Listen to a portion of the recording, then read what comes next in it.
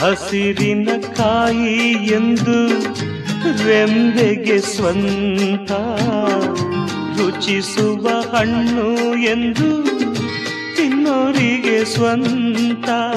ಜಗವೇ ಹೀಗೆ, ಬದುಕೇ ಹೀಗೆ, ನೊಂದರು ಇಲ್ಲ ಬೆಂದರು ಇಲ್ಲ, ಬೆಂದರು ಇಲ್ಲ.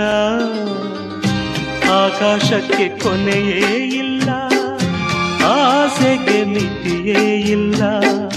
ನಾನು ನೀನು ಬಯಸೋದೆಲ್ಲ ನಡೆಯುವುದಿಲ್ಲ.